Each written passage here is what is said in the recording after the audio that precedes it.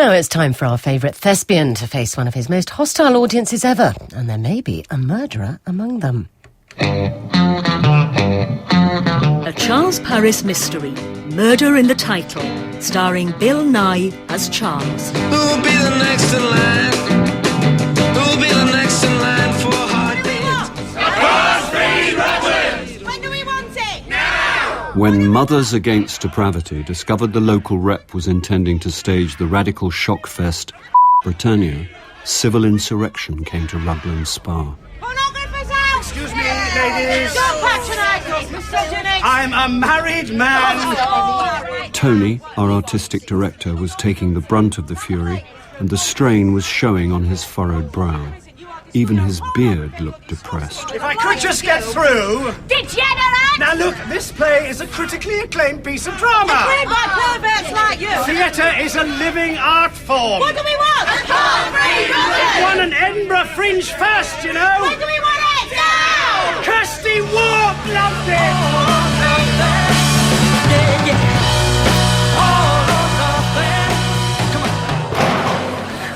Coffee, Tony? And a Prozac if you got one. You've been egged again. Oh, that's the third time this week. The fuss over Britannia was just part of Tony's nightmare. What a time to give up smoking. The dull thriller we already had up and running was proving to be more accident-prone than a Sweeney Todd I did, where the lead actor failed to tell us he had OCD. How the bloody hell are we going to rehearse with this racket? Of course, I didn't believe my near stabbing and another actor's hanging were mere accidents. Either something was afoot, or Rugland Spa was the only weapons-grade provincial rep. I've never known a season like this. Still, no such thing as bad publicity. Even Mandelson couldn't spin this lot. Have a ginger crinkle. My wife says I've got to lose weight. Stress will do that. Oh, thanks, Charles. Very reassuring. Can I have one before you eat the lot? Oh, sorry. There was a stern touch of Nanny Knows Best about our stage manager, Phoebe. Not entirely unpleasing to men brought up on Mary Poppins. We've got a visitor, Tony. Who? Elaine Spence. Oh, that's all I need. I'm really living the dream today. And we need to have a word, Phoebes. Fine. Oh, you've got egg on. Yes, I know. Elaine, so what do we owe this honour? Who's Elaine? Chair of the board, council bigwig and all-round local worthy. Not a member of Tony's fan base. Elaine stood ramrod straight in a two-piece suit, perky nose thrust skywards, presumably to compensate for her diminutive stature. She was born for committee meetings with the politician's air of unwavering self-belief. People, before we start, Elaine would like to have a word. A pint says we close before the weekend. 2 pints says you get fired first. Ouch. I'm not going to take up valuable rehearsal time, but I wanted to thank you in person for the work you're all doing and reassure you that the board are right behind you. Mine's a lager. Nuts with that? Now, I won't pretend we haven't got enemies out there. Some more vocal than others. But the Regent Theatre's bigger than a few narrow-minded killjoys, and I can tell you this. Our artistic choices will not be dictated by single-issue pressure groups. Poor Tony, look at his face. He looks like he's bitten on a broken tooth. He can't stand Sean, whereas Elaine thinks the sun shines out of his iPad. Do you mean she and Sean are... No. Well, I don't think so. But she backed him on the manager's job. All I can say is keep working, keep focused, and the Regent will prevail. It was all just pumping sunshine, but Elaine rallied the troops and we spent the afternoon rehearsing Britannia with renewed vigour. We'll leave it for today, so you've got some downtime before tonight's show. Please learn your lines, no names. I'll be word perfect. Thank you, Charles. Good. Full run on stage tomorrow, 10 a.m. Actors are always saying that a theatrical company is like being part of a family. That is so planned. Don't blame me, Chris. It's not my fault. Well, it sucks.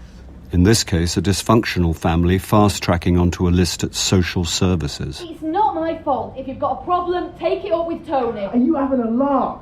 The only thing that bastard's interested in is ruining my career. Yeah, well, it's not all about you, so get over yourself. This place is doing my head in. I'm out of here.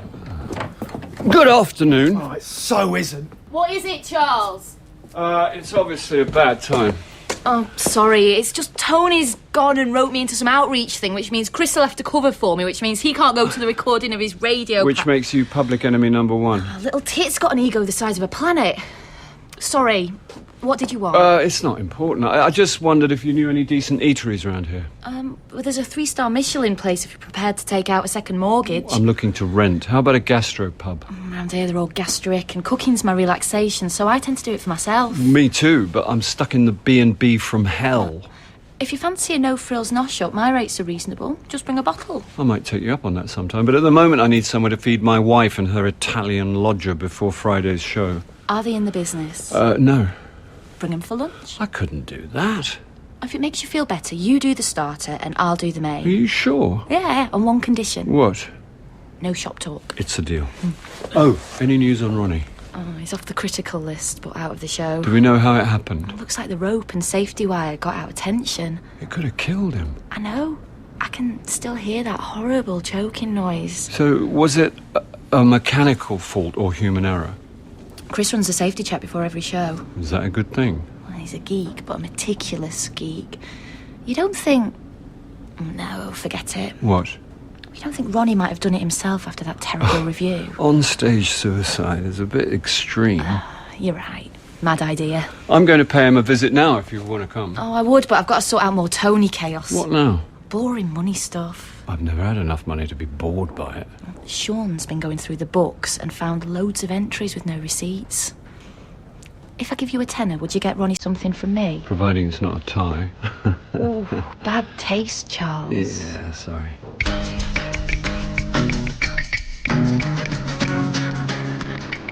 Rugland General, please. Full fare? Well, I'm over 16. Yeah, and the rest. You got your bus pass, have you, Grandad? Oh. Well, go on then, just this once. Hold on tight inside! Grandad.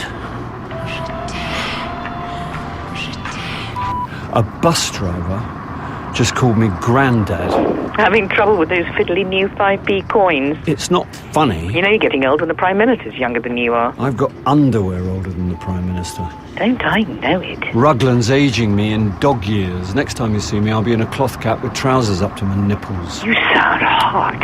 Oh, that would be a flush. So, are we on for Friday? Tickets on the door, and we're having lunch at a friend's flat.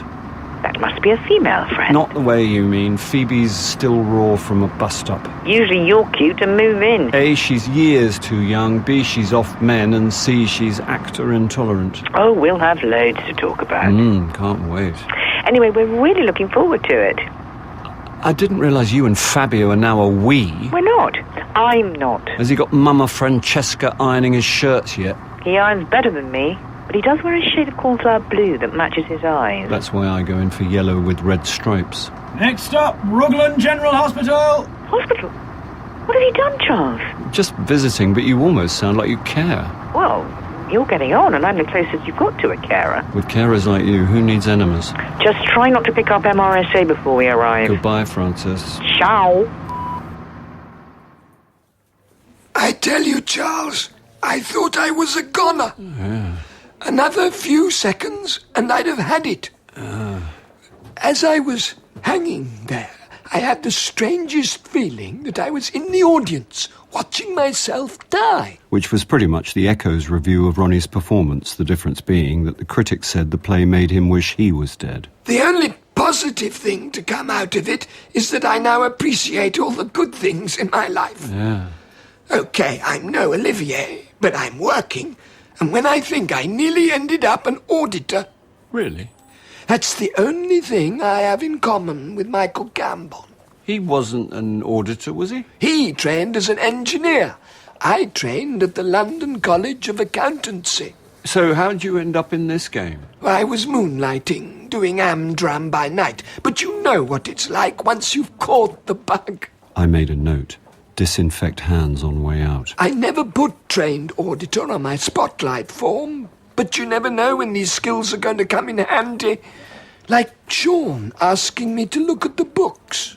The theatre's books? Yes. It was a light bulb moment, admittedly dim as a 5-watt energy saver, but enough to illuminate a possible hypothesis about recent events. I needed to think, but that would have to wait. Did you see my interview in the Echo? Yeah. The piece was predictably cruel. still managing to mention the awfulness of the Messages murder and all the controversy surrounding the upcoming Britannia. Frank Walby? Isn't he the critic that tore into us? You can't bear grudges, not in our business. You've got to bury the hatchet and move on. In other words, Ronnie had no self-respect and would do anything to see his name and face in the paper. I want you so very much. And I you. But first we must tell Gerald. It's the only decent thing to do. Gerald? Perhaps he's out. I'll see if his coat's in the closet. And bosh, that was me done till the curtain call. A large scotch, please. Sure. This is Man Chat, the adult chat line by men for men. Why aren't you on stage? I am on stage. What? You're a gift to wind up, Morris. Why did you pick up? Why did you ring? I was expecting voicemail. That's the logic of Alice in Wonderland. One large scotch, Charlie. You're in a pub. You promised not to booze during the show. Gerald's dead. So will you be. I needed to think. You mean you needed a drink? Damn lucky they didn't fire you last time. I'll be okay as long as I'm back for the curtain call. Anyway, why did you ring, Morris? Well, social network-wise, you're trending in Rugland Spa. What? One of my followers tweeted about a lynching at the Regent. Followers? Why not just call them disciples and have done with it? The Prophet Morris. Prophet or profit? I could raise my commission. Oh, God. Let's not get ahead of ourselves, my son. Just tell me what happened last night, and were you responsible? No one died, and it was nothing to do with me. Yet once more you were there. The curse of Paris strikes again. You're a one-man theatre of blood. I just can't decide whether you're Vincent Price or Robert Morley. While you're wasting my time, do something useful and tell me what you know about Tony Hegarty. Solid director, reliable if unexciting. Cut his teeth as an assistant at Chichester, then built a reputation for bringing shows in on time and budget. Now that's interesting. Why so? He's got a name for being slapdash with cash. Odd. Why do you want to know all this? Well, I've come to the conclusion that the person who nearly stabbed me actually had a grudge against Tony and thought he was my understudy that night. I don't want to rain on your dear stalker, Sherlock. But had you considered the probability that it was just an accident? That knife came through the canvas with force and intent. But now, a new suspect has wandered on. So who's in the frame, Gumshoe? My main suspect was Chris, an ASM with comedy aspirations who thinks Tony Hegarty's out to ruin his career. He's your man. You think? Comedians are all paranoid backstabbers. Except Chris has absolutely no reason to harm Ronnie. Who's Ronnie? The Lynchy. Oh, delightful expression. But who'd want Ronnie dead, I hear you ask? No, you don't. Where's the motive, you're wondering? No, I'm not. It turns out that Sean, the theatre manager, asked Ronnie to look over the theatre's books. But what if Tony got to hear about this? Let me just stop you, Charles, and not just because I'm propping my eyelids open with matchsticks. When does the new show open? There's a full run tomorrow. And are you off the book? Not exactly. Then I suggest your time would be better spent in learning your bloody lines. Now, forgive me, but I've got an important appointment with an M&S fish pie and 2 episodes of The Wire. Nicotine helps me think, so with time in hand, I went outside to Emphysema Corner. Got a light, Squire? Oh, yeah. My vintage Zippo proved a challenge too far for the hunched figure, so I lit the fag for him. It's probably one of those tricky ones where you've got to have the knack. We both knew it wasn't. But we also recognized a brother in booze, a sort of Masonic handshake, and this guy's hands were shaking off the Richter scale. I work all day, and I get half drunk at night. Waking at 4 to soundless dark I stare. Good God, a larking man in Rugland Spa. The maestro of melancholy. God bless him. Can I buy you a drink? Another time. I'm officially working. I know you.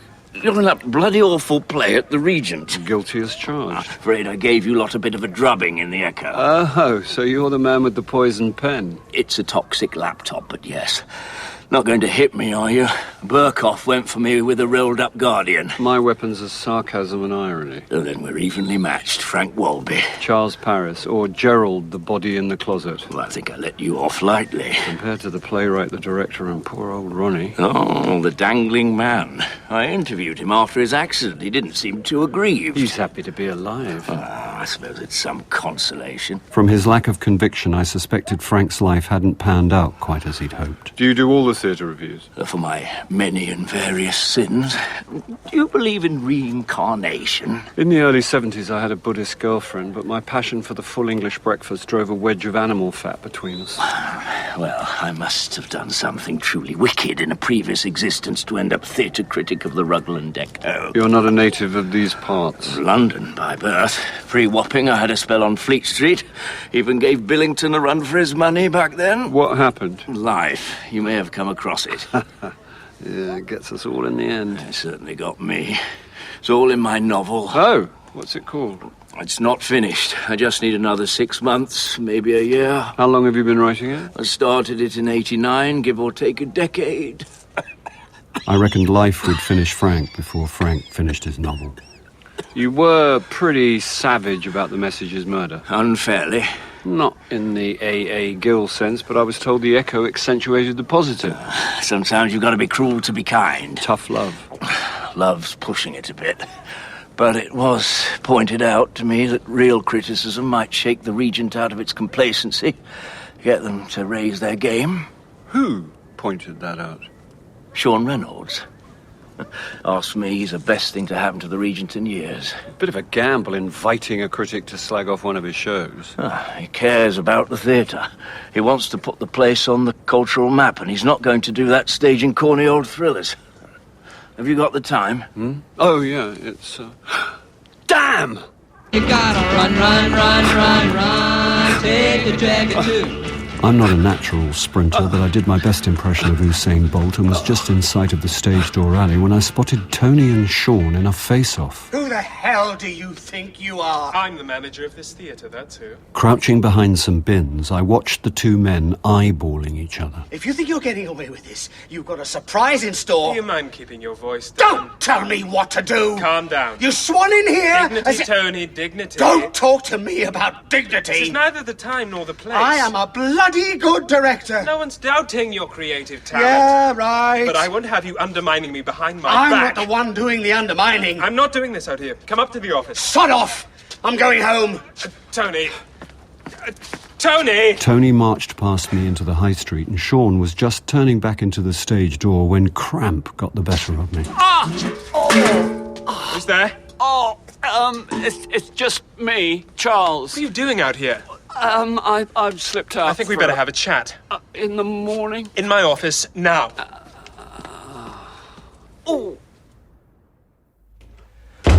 About the curtain call. I vouched for you when Tony wanted you fired. I know. If you mess up, I get it in the neck. And the guy's already at boiling point, so please don't add fuel to an already inflammatory situation.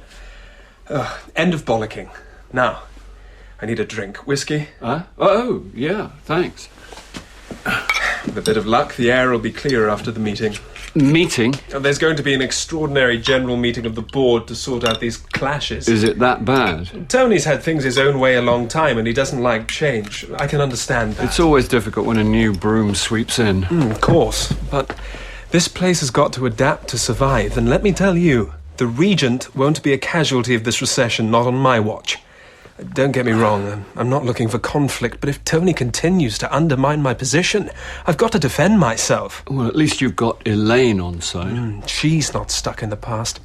She understands things have to change, but I'm having to make tough decisions daily. Like asking Frank Walby to tear into the Message's murder. I'll admit that wasn't one of my best ideas, but my motives were good. You don't think it pushed Ronnie a bit too hard? I don't follow. Walby's review was a pretty personal attack. I'm thinking of what happened to Ronnie on stage. That was an accident, wasn't it? The poor bloke could have been killed, Charles, if you know something. It's just the timing was a bit odd, given what you did earlier that day. What did I do? Asking Ronnie to look over the books. So what?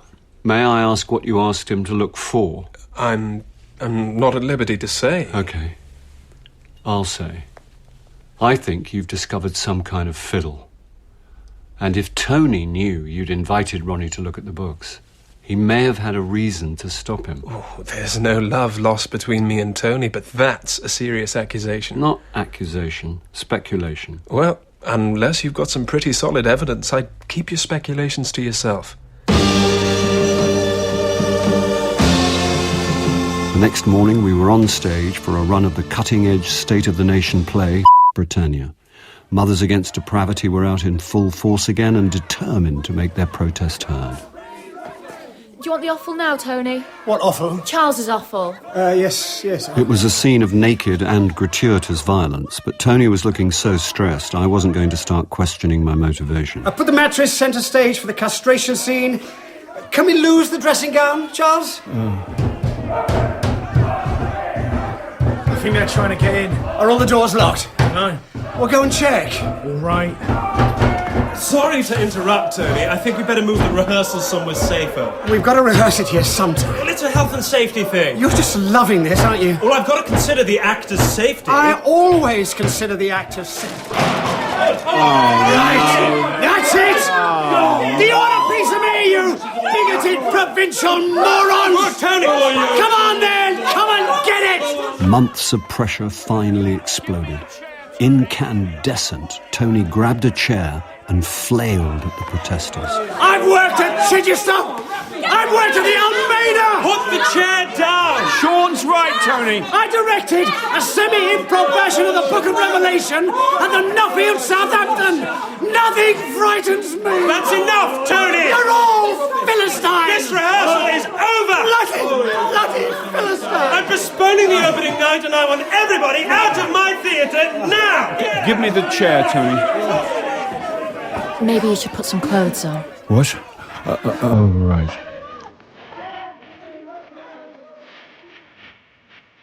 Tony was sent home on compassionate grounds, and we performed The Message's murder as if nothing had happened. Next day, Francis and Fabio turned up at Phoebe's for lunch. Cheers. Hello, Cheers. Only half a glass, Charles? You know I don't drink before a show. Only during. Oh, I like her. How are you enjoying London, Fabio? It's a city of extremes. Day and night, light and dark. Got a pen? I want to write this down. By day, the city is vital, full of life, commerce, Ask him color. to slow But by down. night, I feel the ghosts of Dickens and Hogarth stalking Good the intro, streets. new paragraph. Why do the British drink so much? Yes, why do they, Charles? We're still recovering from the Roman invasion. Shall I get the Primi Piatti? I've gone Italian in your honour. I'm touched. I'll bring it in. Let me. No, it's okay, Charles. I was warned about British food, but since I've been here, I've had some of the best meals. Things have changed. Francis and I are old enough to remember rationing. I'm not. I'm very much looking forward to the play. You do know it's only a thriller. I love British thrillers. Graham Greene, Patrick Hamilton. Jim Worrell's not in that league. The Message's murder is pretty traditional.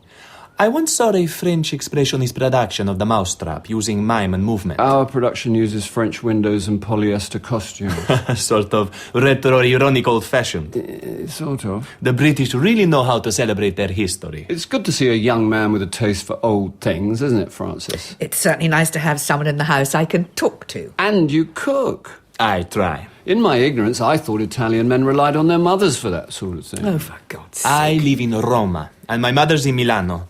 Pasta doesn't travel well. Here we are. Sardines arrabbiata with homemade olive bread. Sounds almost edible. Thank you, Michael Winner. Well, it looks great. Tuck in, everyone. More wine, Francis. I'd love some. Too hot. How much chili did you put in this? A bit. Charles. Well, the recipe was metric and I'm still imperial, so I sort of winged it. Give him some water. Water makes it worse. It's got a terrible colour. It does clash with his shirt. Charles! Sorry. What have you done to Bread. That's what they do in India. In '68, I did the Magic Buster Catmandu and they all... No, Charles! Sorry. Try some of my homemade olive bread, but look out for the... stones.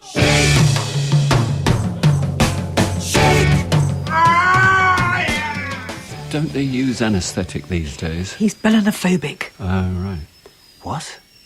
Fear of needles. Oh, bummer.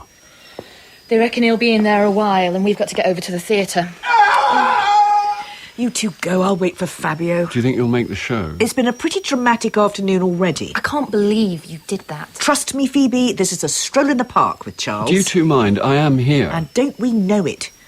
You'd better go. Yeah, the last thing we need is to be late. Phoebe drove me back to the theatre in her Mini, and despite my apologies, in tight-lipped silence. I want you so very much. And I you. But first, we must tell Gerald. It's the only decent thing to do. I just wanted to get through the show and go to bed without incident. Gerald? Perhaps he's out. I'll see if his coat's in the closet. But you can't always get what you want. Don't you dare go to the pub, Charles. I'm going out front to see if Francis and Fabio made it, and then I'll watch the rest of the show from the back of the stalls. I climbed a backstage ladder to a little props room, on the far side of which was another door leading to front of house. Oh, bloody hell, Tony, you nearly gave me a heart attack. Crouched by the open door of a grandfather clock, he stood up suddenly, one hand behind his back. Why are you creeping around up here? Well, I could ask you the same thing. You're supposed to be at home resting. I can't rest. When there are things to be done, and there's so much, always something. He closed the door to the clock's mechanism in what he thought was a surreptitious manner, but he looked pale, jittery, guilty, a man on the edge. Finished, are you? Gerald's dead, is he? Dead and discovered. Well, you could just go and change if you wanted. Ooh, what about the curtain call? Oh, it doesn't really matter. I mean, it might matter to you, which is fine, but... It was then that the previously concealed hand came into view, and in it, a gun. Have you seen anyone? Anyone? A doctor. What, you mean a shrink? I know it's a terrible cliche, but it can help to talk, get stuff off your chest and whatnot. Like a mental expectorant? Kind of. Things that seem awful rarely are once you've spoken them out loud. Well, everything's become a lot clearer recently. Tell me that's a prop. Hmm? He looked down at the gun as if it were the first time he'd seen it. Oh, it's a prop. An old service revolver. Should have been handed in during one of those gun amnesties. Can I see it? Hmm? Oh, not just now. I just want to have a look. Well, actually, I've got to go. See you around, Charles. Tony went out through the front of house door and locked it behind him. Tony! Tony! I suddenly remembered that the door also led directly to Sean Reynolds' office. Tony, open this door! I could have gone back the way I came, then out through the alley and round to the front of the theatre, but it would have taken a good 5 minutes. And while I tried to figure out what to do, something or someone came to an abrupt end.